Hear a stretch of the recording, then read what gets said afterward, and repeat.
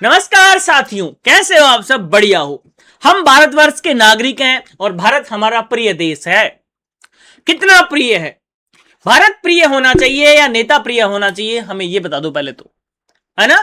Clarity जरूरी है, क्योंकि भारत एक रथ का नाम है और नेता उस रथ को चलाने वाले सारथी का नाम है।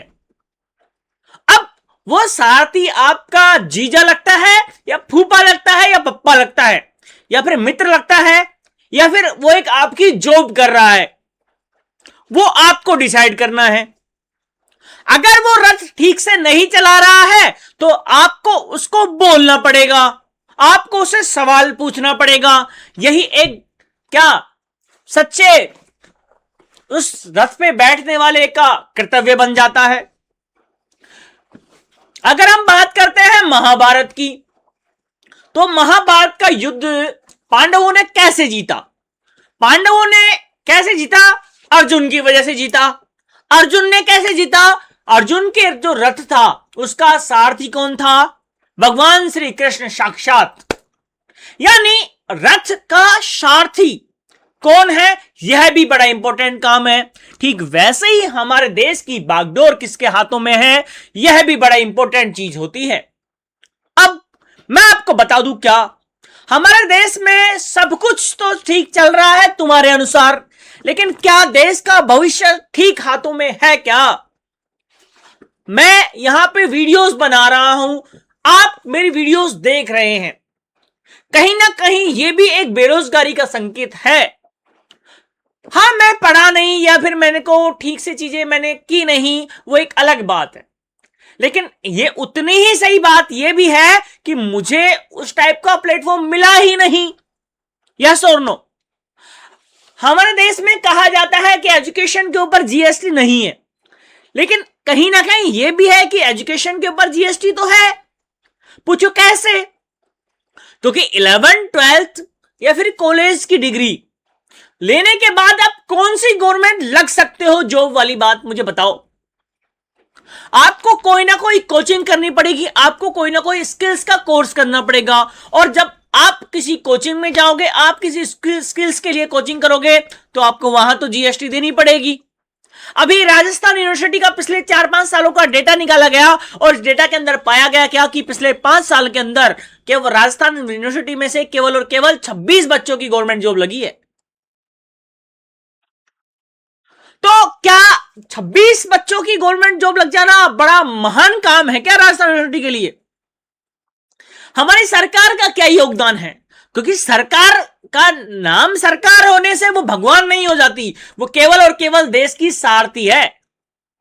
देश की बागडोर उसके हाथों में है और उसको चुना हमने ही है।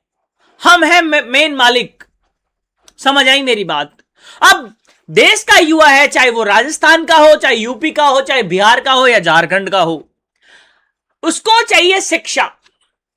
अब मैं आपको एक बात बताता हूं, सुनो मेरी बात। बाबा साहब भीमराव अंबेडकर, सुनो मेरी बात, स्वर्ण समाज, दलित समाज या कोई सी भी समाज, कोई सा धर्म,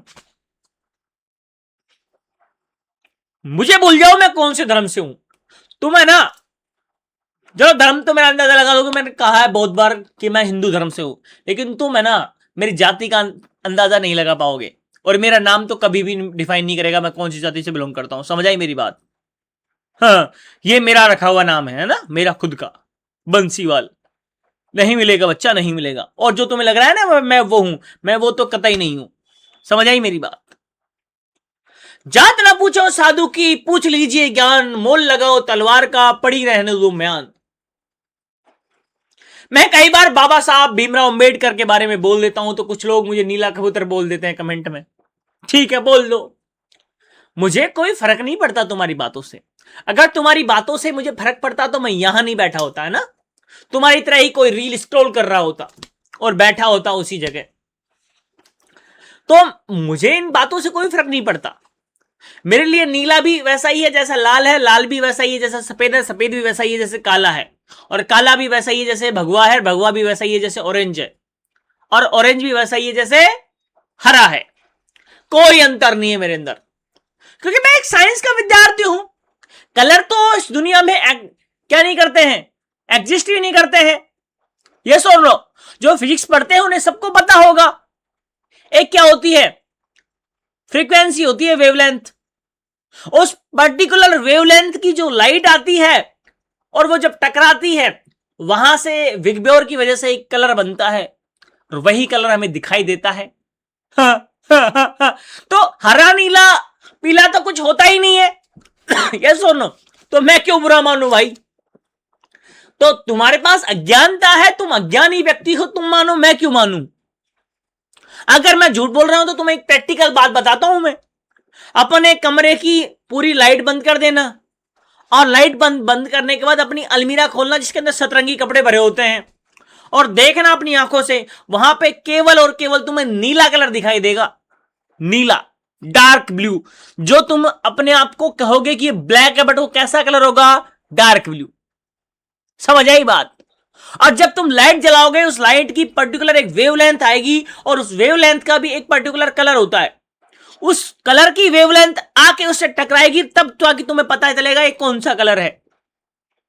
ये है एक्चुअल साइंस।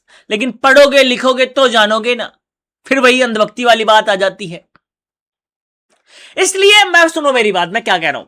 तुम मेरे को कुछ भी बोलो, लेकिन एक बात बताऊं, इस देश में सबसे जरूरी है, धर्म से भी जरूरी है क्या? शिक्षा।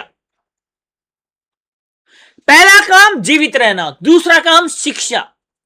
समझ आई मेरी बात? तीसरा फिर जो भी हो, जो भी प्रायोरिटी में आप रखना चाहो, लेकिन पहला है जिंदा रहना, दूसरा है शिक्षा। और जिंदा रहने के बाद अगर आपने शिक्षा नहीं ली ना, तो जिंदा रहना भी व्यर्थ है। समझ आई मेरी बात? इसलिए शिक्षित तो बनना ही है। बाबा साहब भीमराव अंबेडकर, तुम अवगुण गिनते जाओ, मैं तुम्हें गुण गिनाता जाता हूं। शिक्षित बनो, संघर्ष करो और संगठित रहो। क्या गलत बात है? शिक्षा तुम पढ़ ही रहे हो, अकेले तुमको कोई भी मारपीट के चले जाता है, अगर आप ग्रुप में बैठे रहोगे तो कोई भी तुमको कुछ बोल नहीं पाएगा। तो संगठित रहो, और संघर्ष तो तुम्हें करना ही पड़ेगा। बिना संघर्ष के तो कुछ नहीं मिलता, चाहे तुम किसी भी बिरादरी से हो, किसी भी कास्ट से हो, किसी भी धर्म से हो। तो उनकी पहली तीनों के तीनों पॉइंट तो यही सक्सेस हो गए। अब आप कोई से भी धर्म से बिलोंग करो भैया। दूसरा, शिक्षा वह शेरनी का दूध है जो पिएगा वही धाड़ेगा। एग्जाम्पल अब आप देख लो, प्रोटेस्ट हो रहे हैं देश में हर जगह जगह। ये गवर्नमेंट इसलिए तो नहीं चाहती थी कि कोई प्रोटेस्ट हो, क्योंकि इनको पता है ये प्रोटेस्ट नहीं है, जागरूकता का काम है। अब देश का युवा जाग रहा था, इसीलिए इन्होंने देश के युवाओं को डराने का, पीटने का काम किया और पीटते चले गए। अब देश का युवा है, जाग गया भाई, खून है, उबाल मारता है। समझ आई मेरी बात? तुम दूध को कितना गर्म कर दो, गर्म कर दो, गर्म कर दो, गर्म कर दो, वो उफन के बाहर आ जाएगा। तुम कितना ही गैस को बंद कर दो भैया, वो गर्म ही रहेगा। उबाल, समझे? तुम उसमें उंगली दोगे तो तुम्हारी उंगली जल जाएगी। ये ट्रू फैक्ट है। समझ आई मेरी बात? तो इससे कोई फर्क नहीं पड़ता, ये रियलिटी है। तो अब सुनो मेरी बात क्या है। तो देश का युवा जाग चुका है। अब बात यह किसी पार्टी के अपोजिशन में नहीं है, बात है देश के युवा के भविष्य की। ये देश का युवा का भविष्य कितना जरूरी है। समझ आई बात? इस देश के युवाओं के लिए ना बीजेपी इंपॉर्टेंट है, ना कांग्रेस इंपॉर्टेंट है, ना कोई आप इंपॉर्टेंट है, ना कोई एएसपी या डीएसपी या कोई सी भी समाजवादी या फलानी ढीकनी कोई सी भी पार्टी इंपॉर्टेंट नहीं है। इसके लिए सबसे इंपॉर्टेंट है इसका कैरियर। समझ आई मेरी बात? जब देश के शिक्षा मंत्री का इस्तीफा मांगा गया था ना, तो वो देश का शिक्षा मंत्री था, किसी स्पेसिफिक राज्य का, किसी स्पेसिफिक पार्टी का, किसी स्पेसिफिक डिस्ट्रिक्ट का शिक्षा मंत्री नहीं था। उसमें किसी एक पर्टिकुलर राज्य का भला नहीं हो रहा था, किसमें किसी एक पर्टिकुलर बच्चे का भला नहीं हो रहा था। पेपर लीक जैसी समस्याएं, पेपर लीक बोल के अपने गलत चीजों पे टेप लगा दी जाती है। समझ आई मेरी बात? क्योंकि पेपर लीक कभी होता ही नहीं है। समझे मेरी बात? पेपर को बेच दिया जाता है अमीरों के बच्चों को। समझे? जो लोग गवर्नमेंट की प्रिपरेशन करते हैं उन्हें पता है कि जब भी एग्जाम पास आने वाली होती है, उनके पास ऑफर आते हैं कि 10 लाख, 15 लाख, 20 लाख, 25 लाख सिलेक्शन तैयार मिलेगा। ये कंडीशन है। उसके बाद आ जाता हूं मैं किस पे, झारखंड पे। पहली बात तो झारखंड के अंदर कांग्रेस की सरकार नहीं है, वहां पे गठबंधन की सरकार है, जिसमें से 14 के आसपास सीटें कांग्रेस की हैं, और वहां पे कोई भी नया नियम लाने के लिए 41 लोगों का समर्थन चाहिए। यह हकीकत बात है। और वहां पे कोई पेपर लीक नहीं हुआ है, वहां पे तो पूरा का पूरा सिस्टम ही करप्शन में डूबा हुआ है। आपने कुछ टाइम पहले एक रील देखी होगी, एक ठेला होता था और ठेले के अंदर बहुत सारे लड़के बैठे होते थे और वो आवाज लगाता हुआ आता था, लड़का ले लो, दुल्हा ले लो, दुल्हा ले लो, दुल्हा ले लो। और वो दुल्हा अगर आईपीएस था तो 60 लाख, 1 करोड़। दूल्हा अगर कोई भी छोटी मोटी कर्मचारी था सरकारी नौकरी का तो 15 लाख 20 लाख रुपए दहेज में चाहिए होते थे उसको, समझे। और वो कहां था, बिहार की कहानी थी, झारखंड की कहानी थी, यूपी की कहानी थी। क्योंकि यहां पे बच्चों को पेपर नहीं बेचा जाता, यहां पे डायरेक्ट गवर्नमेंट जॉब बेच दी जाती है। और सुनो कहानी, एक व्यक्ति जिसकी गवर्नमेंट जॉब लगी 2016 में, 2026 में उसकी ज्वाइनिंग हुई और अगले ही दिन उसका रिटायरमेंट हो गया। ये कहानी है झारखंड की। हाँ, पेपर लगना है फलानी दिनांक को 3 बजे और उसी दिन 2:59 पे उसका एडमिट कार्ड रिलीज हो रहा है। यह कहानी है झारखंड की। हाँ, किसी बच्चे के 300 में से 299 मार्क्स आ रहे हैं, उसके बाद उसका सिलेक्शन नहीं हो रहा। और सुनो, एक कहानी है कि उसका पेपर लगना है फलानी जगह, लेकिन वो पेपर दे रहा है ढीकनी जगह बैठ के। यह कहानी है। तो कब तक एक बच्चे का भविष्य बर्बाद होता जाएगा।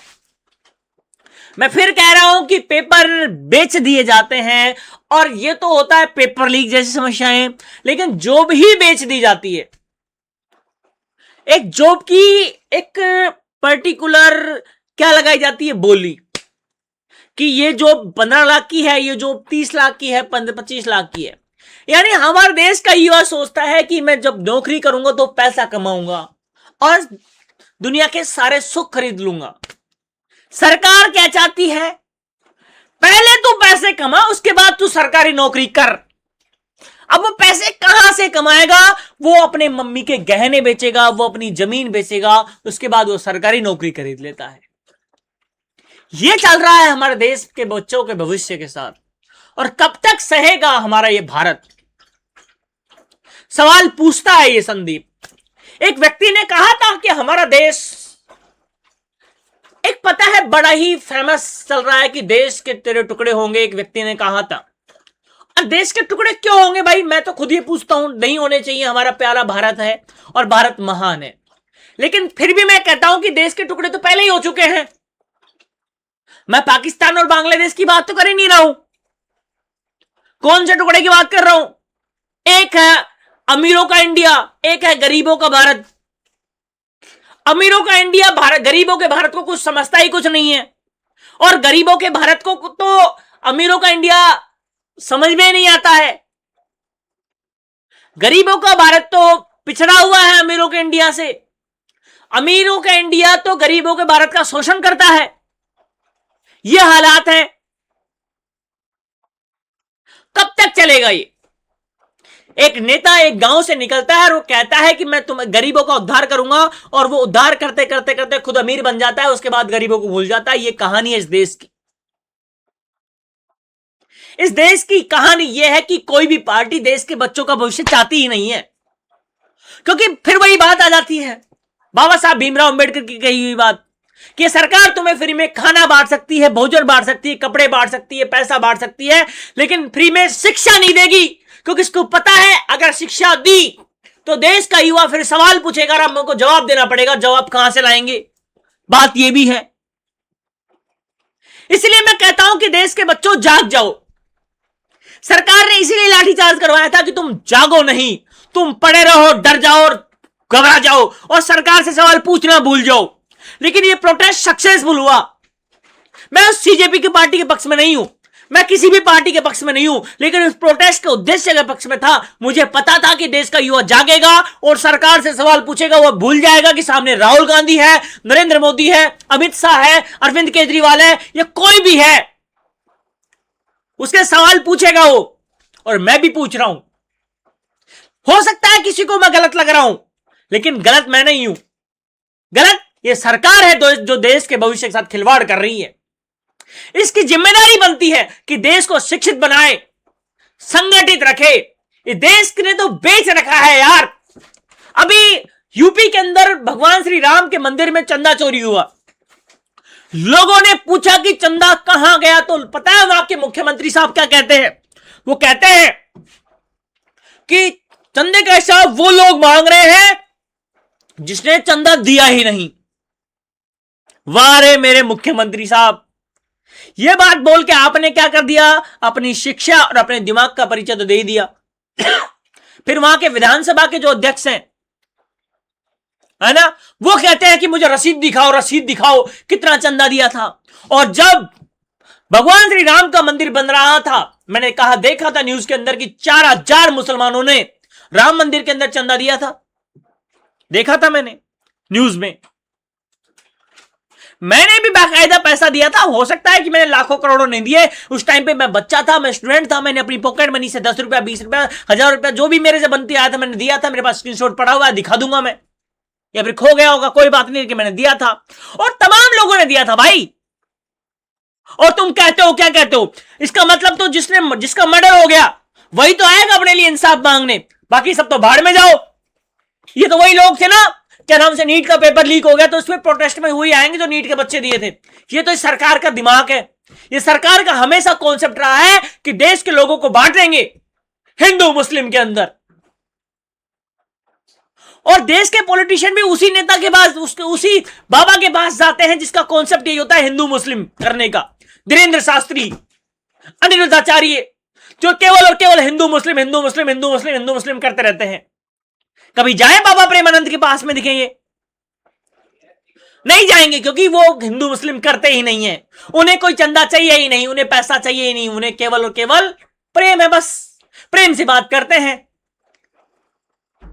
यही तो कहानी है। हाँ, मुझे पता है, देखो नेगेटिव पॉइंट सभी को होते हैं, लेकिन फिर मैं कह रहा हूं, क्या एक व्यक्ति है जो कहता है मैंने गरीबी देखी। अरे तूने गरीबी देखी, इसका मतलब क्या पूरे देश को गरीबी दिखाएगा कि भाई? एक बात याद रखना, जो कहता है ना मैंने गरीबी देखी, उस पर भरोसा मत करना। हो सकता है उसने गरीबी देखी, लेकिन अब जैसे ही मौका मिलेगा वो पहले खुद अमीरी देखेगा, अमीरी, और उसके बाद पूरे देश को गरीबी दिखाएगा। लेकिन जिसने अमीरी देखी ना, वो फिर तो पहले से अमीर है, वो फिर देश को अमीर बनाने की कोशिश करेगा। तमिलनाडु का सीएम, हो सकता है वो नया नया बना है, टाइम लगेगा उसका असली रूप में आने का, लेकिन अभी तो अच्छा काम कर रहा है ना यार। थोड़ी तारीफ तो हम कर ही सकते हैं उसकी। तो देश का भविष्य के साथ खिलवाड़ मत करो मेरे भाइयों और मेरे साथियों। और मैं फिर कहूंगा, अपने एक वोट की ताकत पहचानो।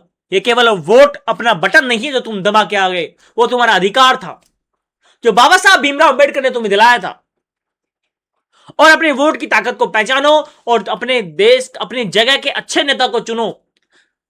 वोट अपने भाई, अपने फूफा, अपने पप्पा, अपने दादा, अपने चाचा, अपने ताऊ, अपने फूफा के दोस्त को नहीं देना है। वोट देना है एक अच्छे कार्यकर्ता को जो तुम्हारे लिए सोचे, तुम्हारी शिक्षा की बात करे, मंदिर मस्जिद की बात ना करे, हिंदू मुस्लिम की बात ना करे, सनातन मुस्लिम की बात ना करे। वो केवल बात करे शिक्षा की, केवल बात करे विकास की। सॉरी, एक व्यक्ति ने करी थी विकास की बात, उसके बाद में जो विकास नाम के व्यक्ति मिलने बंद हो गए, वो विकास तो बहुत दूर की बात है। चलो, जय हिंद, जय भारत।